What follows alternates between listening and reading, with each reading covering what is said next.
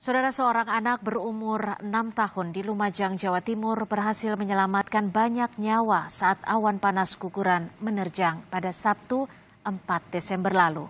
Ia membangunkan banyak warga yang saat kejadian masih berada di dalam rumah.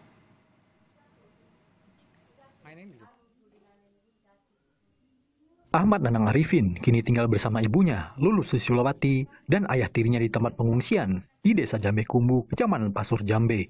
Berbeda dengan anak seusianya, ia terlihat tak trauma sama sekali saat bercerita tentang kejadian bencana yang telah menimpanya.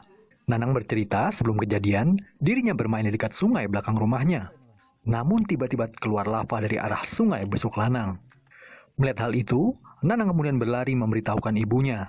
Karena sang ibu memiliki keterbatasan fisik, ia pun menyuruh lari anaknya. Nanang kemudian berinisiatif membangunkan warga yang tidak mengetahui kejadian tersebut. Selanjutnya warga pun saling berteriak untuk menyelamatkan diri masing-masing. Di kulon. Setelah itu? Pas mari itu belayu nang Ibu. ibu. Oh, terus? Pas Pakai mari ero. Ngasih tahu ya. pas mari nang ibu nang belayu nang etan. Terus? Pas iku dek misal mau nih. Ketno. Lapaiku dek dhuwurku. Sang ibu saat itu tak percaya kalau anaknya selamat hingga saat ini. Ia juga mengaku anaknya tak merasakan panasnya debu vulkanik Gunung Semeru.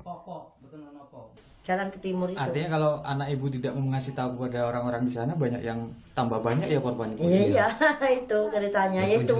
7 orang itu ya. 7 orang ya. Di bawah. Setelah itu katanya Arif ditanyain, gak ada apa nggak ada mah, nggak ada.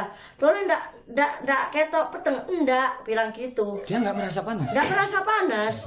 Padahal Nggak yang merasa lain panas. banyak yang kebakar, Bu. Ya kebakar panas semua di dalam rumah, kelepek-kelepek semua.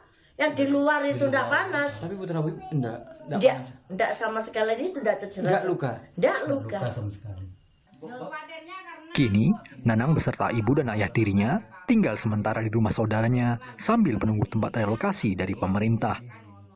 Abdul Rahman, Kompas TV, Lumajang, Jawa Timur.